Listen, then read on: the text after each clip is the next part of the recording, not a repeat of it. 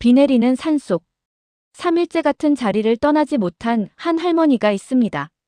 묘지 앞에서 흐느끼며 계속해서 누군가의 이름을 부르고 있죠. 도대체 무엇이 이 할머니를 3일 동안 이곳에 붙잡아 둔 걸까요? 이 슬픈 이야기의 진짜 이유가 궁금하시다면 구독과 좋아요 꼭 부탁드립니다. 현수 어머니의 하루는 새벽부터 시작되었습니다.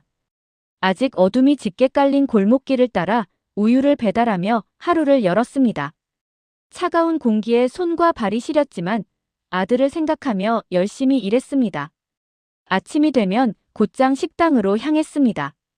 주문을 받고 설거지와 청소를 하며 허리를 구부린 채 하루 종일 일했습니다. 밥 한 끼 제대로 먹을 틈도 없었고 허기를 달래며 커피 한 잔으로 버티는 날도 많았습니다. 하지만 어느 날 허리에 심한 통증이 찾아왔습니다. 우유를 나르다 허리가 꺾이는 듯했고 식당에서 접시를 들 때마다 날카로운 통증이 밀려왔습니다. 한 걸음 한 걸음 걸을 때마다 몸이 무겁게 느껴졌습니다. 그 순간 어머니의 마음은 무너졌습니다. 이대로는 우리 아들을 제대로 키울 수 없어.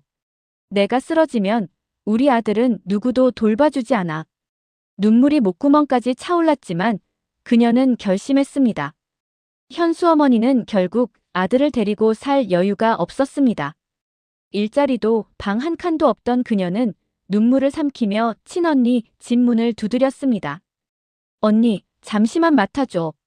나 일자리만 좀 잡으면 바로 데리러 올게. 언니는 아무 말 없이 한숨을 쉬더니 고개를 끄덕였습니다. 그래, 데려와. 하지만 올해는 안 돼. 처음 며칠은 그럭저럭 괜찮았습니다. 이모는 말이 없었고 사촌들은 낯선 아이를 경계했습니다. 하지만 시간이 조금 지나자 분위기가 달라졌습니다. 너는 왜 그렇게 게을러? 밥상 차리는데 손 하나 까딱 안 하니? 학교 가면 창피하지도 않냐? 옷이 그게 뭐야? 이모의 잔소리는 점점 거칠어졌습니다. 아침마다 늦게 일어나면 찬물 한 바가지를 뒤집었었고 밥그릇을 조금만 남겨도 먹을 복도 없다며 손등을 맞았습니다. 사촌 누나는 현수를 무시했습니다. 엄마 말 잘 들어야 돼. 너는 빌붙어서 사는 거잖아. 그 말이 칼처럼 가슴을 찔렀습니다. 학교에서도 숨기기 바빴습니다. 점심시간 도시락이 없을 때면 오늘은 안 가져왔어. 라며 억지로 웃었습니다. 하지만 사실은 이모가 넌 참 눈치 없어. 요즘 우리 형편 알면 알아서 저 도시락 안 가져가도 돼요 라고 해야지. 하며 도시락을 싸주지 않은 날이었습니다. 어느 날은 신발을 잘못 정리했다고 등짝을 맞았고 설거지하다 그릇을 깨자 뺨을 맞았습니다. 엄마가 너버린 이유가 있지. 그 말에 현수는 그저 고개를 숙이고 죄송해요라고만 중얼거렸습니다. 밤마다 다락방 구석에서 낡은 인형을 끌어안고 속삭였습니다. 엄마 나 아직 엄마 기다리고 있어. 나 진짜 잘할게. 나 데리러 올 거지. 그러나 문 밖에선 이모의 발소리와 한숨만 들려왔습니다. 그때부터 현수의 눈빛은 조금씩 서늘하게 식어갔습니다. 시간이 흘러 현수는 17살이 되었습니다. 하지만 고등학교 입학은 허락되지 않았습니다. 공부는 무슨 공부야? 밥벌이부터 해야지. 이모는 그렇게 말하며 현수를 근처 공장에 보냈습니다. 아직 손도 다 크지 않은 아이는 철판을 나르고 박스를 옮기며 하루를 버텼습니다. 퇴근할 때면 손바닥이 갈라지고 먼지 냄새가 코에 배어 있었습니다. 그래도 한 달에 한 번 받는 봉투를 손에 쥘 때면 이제 조금씩 모으면 언젠가 나도 나갈 수 있겠지 하는 희미한 희망이 있었습니다. 하지만 그 희망은 오래가지 못했습니다. 그 돈 내가 보관해 줄게. 이모는 그렇게 말하며 봉투를 빼앗았습니다. 내가 들고 다니다 잃어버리면 어쩔래. 내가 대신 모아줄게. 이모 믿지? 그 말이 처음엔 진심인 줄 알았습니다. 하지만 다음 달에도 그 다음 달에도 봉투는 돌아오지 않았습니다. 이번 달은 생활비로 썼어. 밥 먹여주고 재워주는 게 공짜인 줄 알아. 이모의 말에 현수는 아무 말도 할 수 없었습니다. 하루 12시간씩 일했지만 손에 남는 건 없었습니다. 그가 입은 옷은 늘 낡았고 신발 밑창은 닳아 있었습니다. 퇴근길에 버스 창문에 비친 자신의 얼굴은 피곤하고 어딘가 텅 빈 사람 같았습니다. 어느 날 같은 공장에서 일하던 형이 물었습니다. 너도 월급 받으면 뭐 사냐? 현수는 잠시 웃었습니다. 저는 못 써요. 이모가 다 관리하거든요. 형은 어이없다는 듯 고개를 저었습니다. 야, 내 인생인데 왜 남이 가져가? 그날 밤 현수는 처음으로 이모의 말이 틀렸다는 걸 깨달았습니다. 나는 이 집에서 더 이상 사람 취급을 못 받는구나. 며칠 뒤 이모는 또 돈 이야기를 꺼냈습니다. 이번 달 월급도 내놔. 너 아직 밥상에 숟가락 얹을 자격도 없어. 그때 현수는 조용히 말했습니다. 이모, 이제 그만하죠. 저 돈 벌어서 제 인생 살 거예요. 이모는 비웃었습니다. 너 같은 게 뭘 할 수 있다고? 세상은 만만한 줄 알아. 내가 널 그냥 보내줄 것 같아. 이모부까지 합세해서 현수를 마구 폭행했습니다. 시간은 흘러 현수는 어느새 40살이 되어 있었습니다. 남들 같으면 사회에서 자리를 잡고 가정을 꾸릴 나이. 하지만 현수의 삶은 여전히 이모와 이모부의 그늘 안에 갇혀 있었습니다. 아침이면 욕설이 깨웠고 저녁이면 잔소리와 심부름이 그를 붙잡았습니다. 공장에서 일해 벌어온 돈은 대부분 이모와 이모부가 가져갔습니다. 너는 우리가 아니었으면 이미 굶어 죽었어. 내가 사는 방값, 밥값 다 우리가 대주는 거야. 현수는 그 말을 수십 년 동안 들었습니다. 처음엔 반발도 했지만 매번 이모부의 주먹과 이모의 비난을 견딜 수 없었습니다. 그렇게 현수는 점점 말수가 줄고 눈빛에서 빛이 사라져갔습니다. 그러던 어느 날, 현수와 오랫동안 함께 일하던 반장님이 말했습니다. 현수야, 너 이력서 한번 써볼 생각 없냐? 요즘 다른 데서 기술 배우는 사람들 많이 데려가려고 하더라. 현수는 대답하지 못했습니다.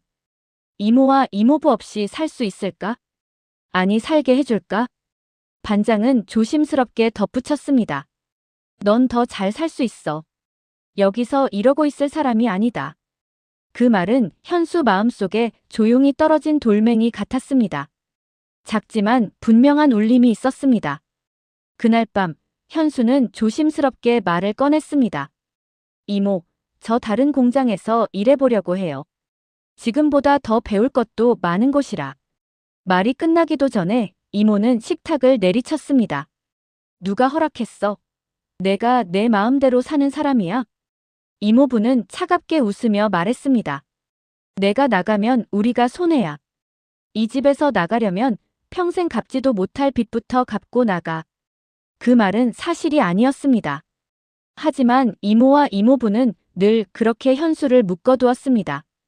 그날 이모부는 술에 취해 현수를 벽으로 밀쳤습니다. 내가 빠져나갈 수 있을 것 같아. 어디서 배워먹은 소리야. 그 순간 현수는 처음으로 이모부의 팔을 밀쳐냈습니다. 그만하세요. 40년 동안 나오지 않던 목소리가 단단하게 울렸습니다. 저 이제 여기 못 있습니다. 이모와 이모부는 씩씩대며 달려들었지만 현수는 더 이상 예전의 소년이 아니었습니다. 몸은 거칠게 찢어지고 옷은 뜯겼지만 그는 집 밖으로 뛰쳐나왔습니다. 비가 쏟아지던 밤, 현수는 젖은 길을 미친 듯이 달렸습니다. 뒤에서 이모부의 고함이 들렸지만 그 소리조차 이제는 사슬처럼 들리지 않았습니다. 달려야 한다. 지금이 아니면 평생 못 빠져나간다. 얼마나 달렸는지 날이 밝아오고 있었습니다. 새벽 공기는 차가웠지만 이상하게도 심장이 뜨겁게 뛰고 있었습니다. 현수는 버스 정류장 벤치에 털썩 주저앉았습니다. 몸은 상처투성이었지만 마음 한구석에서 처음으로 자유라는 감정이 피어올랐습니다. 나 나왔다. 현수는 떨리는 목소리로 중얼거렸습니다. 그때 처음으로 그는 자기 인생을 찾을 수 있을지도 모른다는 희망을 느꼈습니다. 극적으로 이모 집에서 탈출한 현수는 손에 가진 것이 아무것도 없었습니다. 지갑도, 옷까지도, 신발도 마땅치 않았습니다. 그는 단지 살아보고 싶다는 마음 하나로 거리로 나온 것이었습니다. 며칠 동안은 공사판 주변을 전전하며 남는 인력이라도 구해 일당을 받았습니다. 손발이 익어 있으니 일을 못하는 건 아니었습니다. 하지만 문제는 세상 경험이 전무했다는 것이었습니다.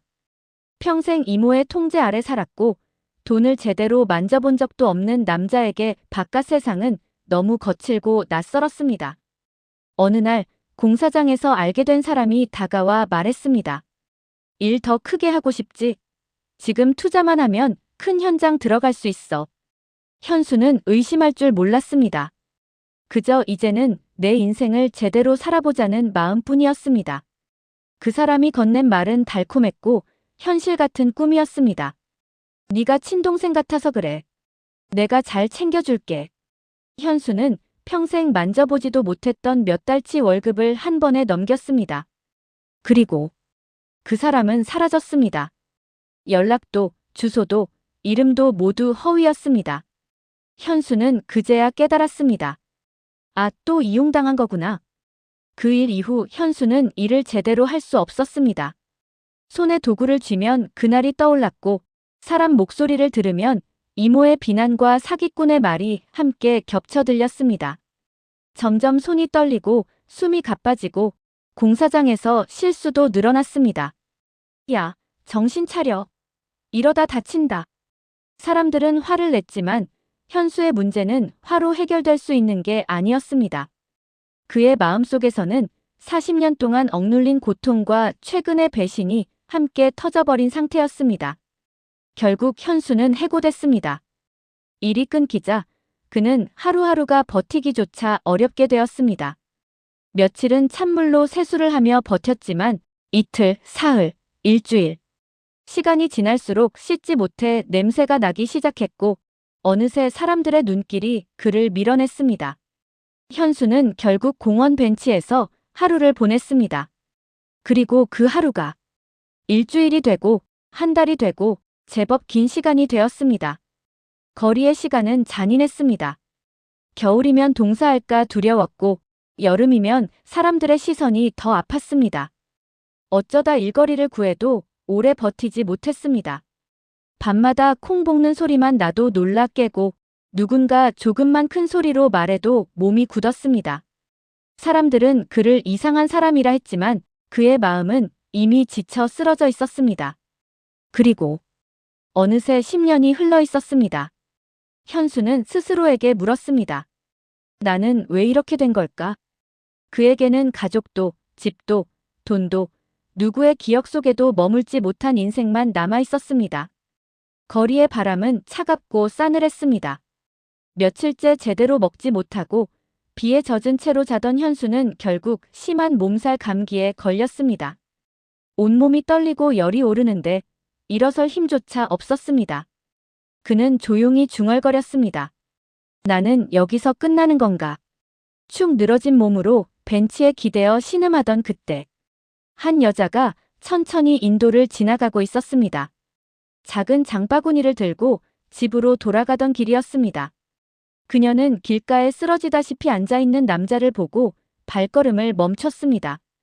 처음엔 그냥 노숙자겠거니 싶었지만 그의 손이 떨리고 얼굴이 벌겋게 달아오른 걸 보고 놀랐습니다. 저기요, 괜찮으세요? 대답이 없자 그녀는 다급히 다가갔습니다. 그리고 현수의 이마에 손을 올린 순간 차갑고 거칠어진 손등 아래로 뜨겁게 타오르는 열이 느껴졌습니다. 아이고, 큰일이다, 이러다 죽겠어. 그녀는 망설이지 않고 지나가던 택시를 세웠습니다. 아저씨, 병원 좀 부탁드려요. 병원에 도착하자마자 의사들은 현수를 응급실로 데려갔습니다. 탈진, 고열, 영양 부족. 그의 몸은 오랜 세월의 고생을 그대로 말해주고 있었습니다. 그녀는 그곳을 떠나지 않고 계속 서 있었습니다. 저 사람 보호자분이세요?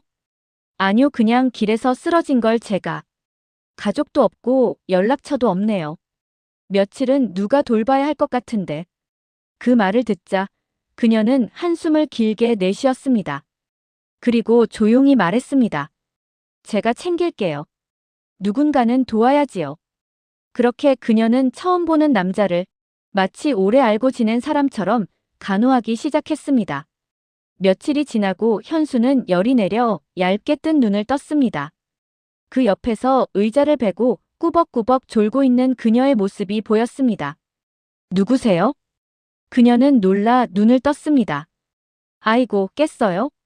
다행이다. 길에서 쓰러져 있길래 병원에 데려왔어요. 현수는 멍하니 그녀를 바라보았습니다.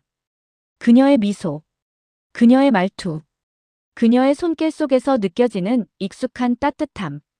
그러나 그는 차마 혹시라는 생각을 하지 않았습니다. 그저 감사할 뿐이었습니다. 그날 이후 그녀는 병실에 종종 들러 죽을 떠주고 담요를 덮어주었습니다. 현수는 조금씩 힘을 되찾아갔고 그 사이 두 사람은 마치 오래된 인연처럼 편해졌습니다. 그녀는 종종 현수에게 물었습니다. 살면서 많이 힘들었지요? 그냥 그렇게 살았어요. 그녀는 그 말이 너무 가슴 아팠습니다. 그리고 현수 역시 이 따뜻한 여인의 말이 왠지 마음에 깊게 스며들었습니다. 선생님은 자식 있으세요? 있어요. 근데 헤어졌어요. 제가 못 지켰어요. 그녀는 말을 끝내지 못하고 창밖을 바라보았습니다. 현수는 그 말에 묘한 슬픔을 느꼈습니다. 왜 이렇게 마음이 아프지? 현수가 조금씩 일어날 수 있게 되던 어느 날, 그녀는 그에게 따뜻한 스웨터 하나를 가져왔습니다. 이거 좀 작을 수도 있는데 예전에 제가 잃어버린 아들한테 사줬던 거예요. 새 건데 갈아입을 옷 없으면 입어요.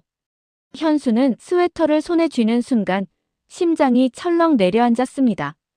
어릴 때 단 한 번 새로 사준 옷이 있었고 그 옷에 달린 작은 문양이 기억 속 어딘가에서 번개처럼 스쳤습니다.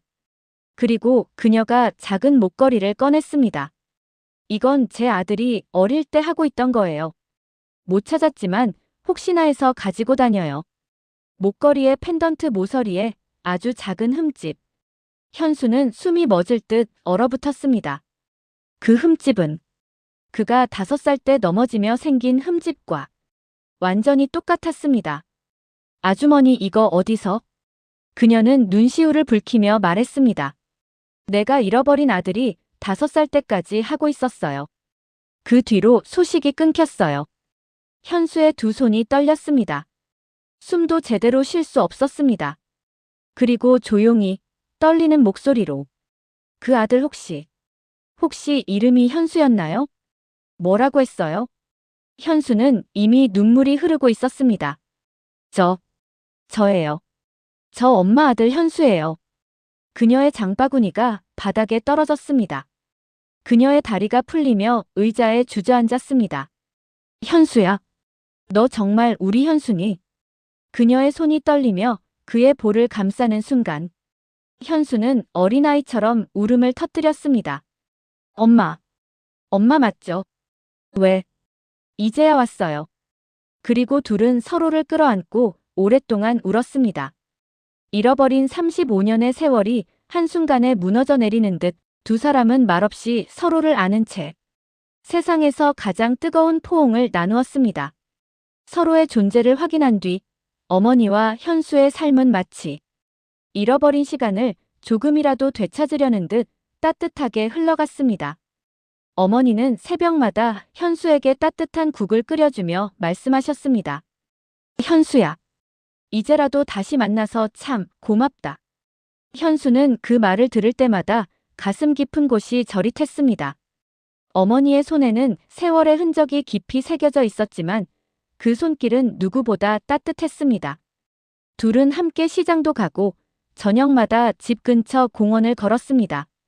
현수는 어머니가 삶에서 처음으로 자신을 위해 웃어주는 것을 보며 속으로 다짐했습니다. 이제라도 어머니 행복하게 해드리고 싶다. 작은 단칸방에서 시작된 둘의 삶이었지만 그 안에는 오랜 시간의 그리움과 사랑이 가득 찼습니다. 어머니는 40년 넘게 마음속에 묻어두었던 미안함을 조금씩 풀어내며 현수에게 애정을 쏟았고 현수 또한 어머니의 상처까지 품어주며 서로에게 깊은 치유가 되어갔습니다. 그렇게 두 사람은 조용하지만 따뜻한 행복 속에서 새로운 나날을 쌓아가고 있었습니다. 하지만 행복은 길게 머물지 않았습니다.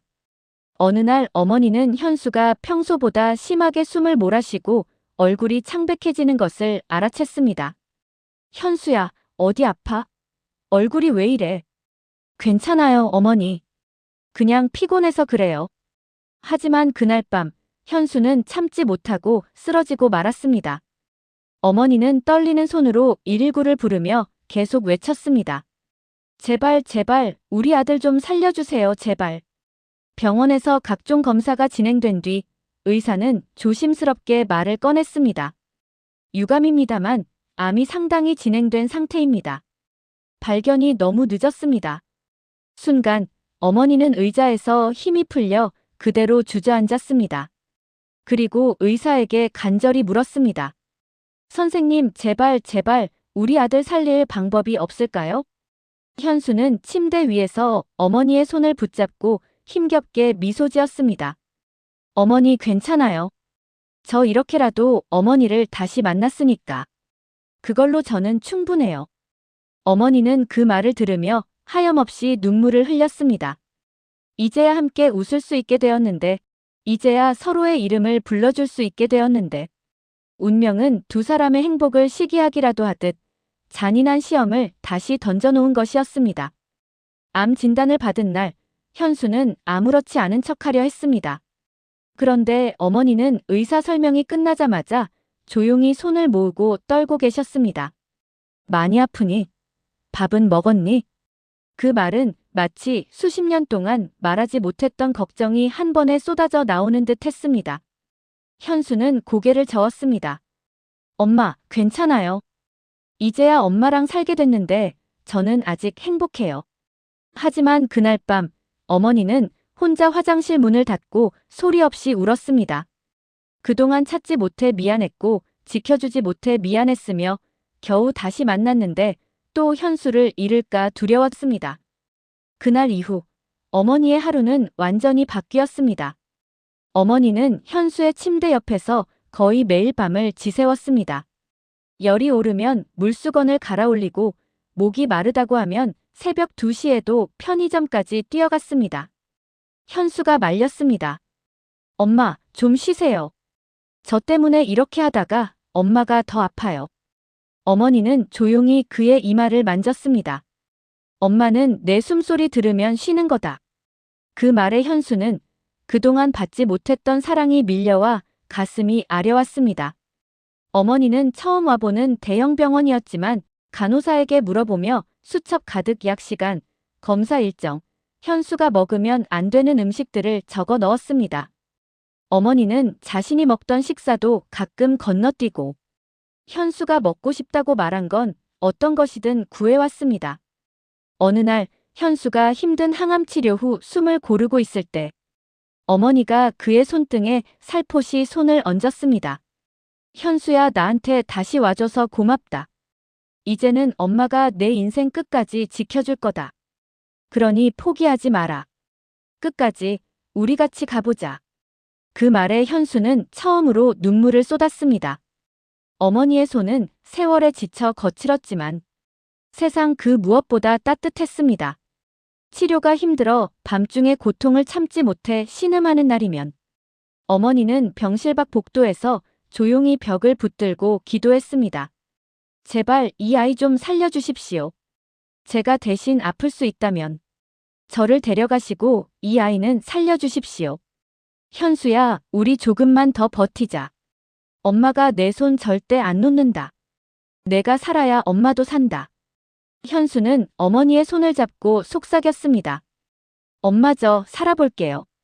엄마 위해서라도 끝까지 버텨볼게요. 어머니는 머리를 숙인 채 끝까지 손을 떨고 있었습니다. 현수의 병이 깊어지면서 어머니는 하루하루를 사는 것이 아니라 하루하루를 버티고 있었습니다.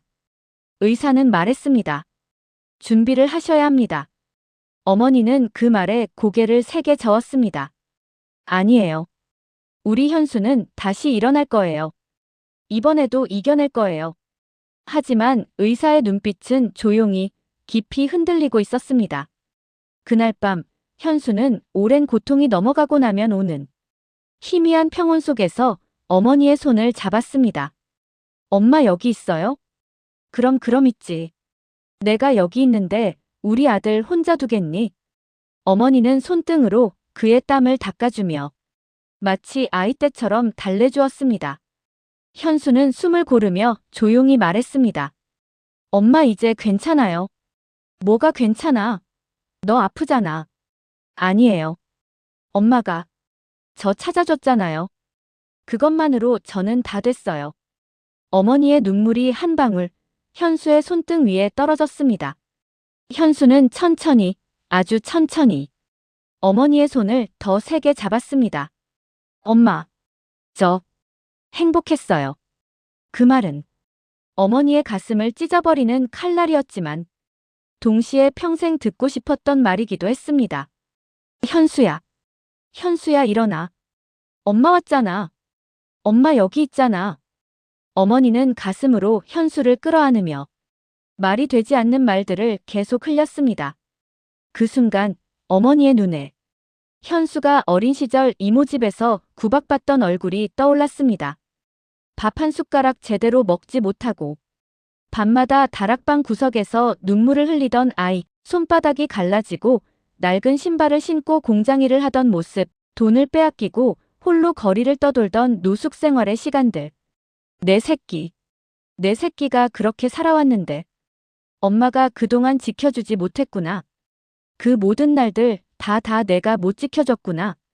어머니의 목소리는 갈라지고 울음이 터져 나오면서 그동안 참아왔던 눈물이 한꺼번에 쏟아졌습니다. 그렇게 절규하는 어머니 품속에서 현수의 손끝이 아주 살짝 힘을 놓았습니다. 숨이 고요하게 끊기고 그의 눈은 어머니를 향한 채 천천히 감겼습니다. 어머니는 온몸으로 아들을 감싸며 엄마 여기 있어. 엄마가 지켜줄게. 그동안 정말 미안했어. 사랑해. 라고 속삭였습니다. 그녀의 울음은 바람도 새벽도 병실도 모두 숨을 죽인 채 듣고 있었습니다. 오랫동안, 정말 오랫동안 어머니는 아들을 품에 안고 움직이지 않았습니다. 그것이 어머니가 세상에서 마지막으로 아들을 안을 수 있는 유일한 순간이었습니다. 할머니는 아들의 묘를 찾아가 목 놓아 울었습니다. 그 순간 현수가 힘들게 살아왔을 삶을 생각하니 눈물이 멈추지 않았습니다. 현수야 그동안 고생했어. 이제 힘들지 않은 곳에서 편하게 살아. 그 후에도 할머니는 아들의 묘를 떠날 수 없었습니다.